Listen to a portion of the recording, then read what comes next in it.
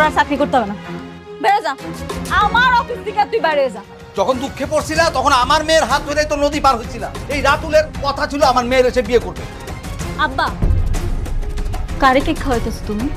তোমার এখান থেকে যেতে হবে। কান্না করে কি আছে? হ্যাঁ, তুই তো জেনে শুনে আগুনে ঝাঁপ দিয়েছিলে, তাই না? আমি একা থাকতে চাই, আমার নিজের সাথে নিজের লড়াইটা এখনো শেষ হয়নি। আপনাদের সন্তানের মৃত্যুর জন্য আপনি আর অনেক দুজনই দায়ী। মানে? আমরাও তো ভুল করছি, তাই না? তোমাকে কেন বলছি এই বস্তিতে আর কখনো আসবে না? কেন আসবো না? একটা কথা বলবো? বলো। তুমি আমাকে ডিভোর্স তুমি আমাকে ডিভোর্স দিয়ে নতুন একটা জীবন সঙ্গী বেছে নাও। আমার আশায় আর কখনোই থেকো না। বাহ, স্বার্থপর তুমি। এত সহজে ডিভোর্সের কথা বলে দিলে। সত্য কথাগুলো সহজ হোক বা কঠিন, বলতে তো হবেই, তাই না? হ্যাঁ, তাই তো। যখন আমাকে প্রয়োজন ছিল তখন তুমি আমার কাছে এসেছিলে, আর এখন আমাকে প্রয়োজন নেই তাই আমাকে দূরে ঠেলে দিচ্ছ, তাই না? এখন তো তোমার আমার কোনো প্রয়োজনই নেই। এত স্বার্থপর তুমি, শুধুমাত্র স্বার্থের জন্য তুমি আমার কাছে এসেছিলে।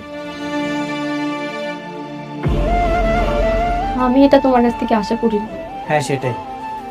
আমি সন্তানের সুখে কাতর হয়ে আছি। তুমি সন্তানের যন্ত্রণা বুঝবে না, কারণ তোমার তো কখনো সন্তানই হবে না। সন্তানের মর্মটা তুমি বুঝবে না। আমার সন্তান হবে না এর জন্যই কি তুমি আমাকে ডিভোর্স দিতে চাচ্ছ? আমি কখনো মা হব না, তোমাকে বাবা ডাক শোনানোর মতো ক্ষমতা আমার কাছে নেই। এটাই কি আমার সবচেয়ে বড় অপরাধ? কি বলতে চাও তুমি? কি বার বলবো? মেঘলা সন্তানের জন্ম দিতে পারে বলে বারবার তোমাকে অপমান করার পরও সে তোমার কাছে ভালো, খুব প্রিয়।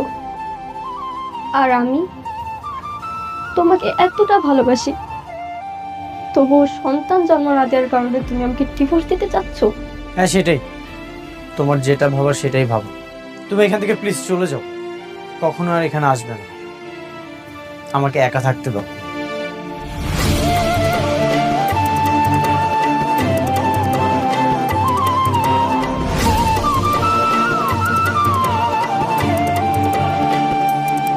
ও যদি আমাকে ডিভোর্স দিয়ে দেয় তাহলে তো আমি বাঁচতে পারবো না।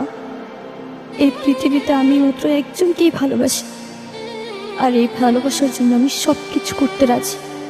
আমি সন্তান নিলে মনে হয় ও আমাকে ভালোবাসবে, তাহলে এই সন্তান নিয়ে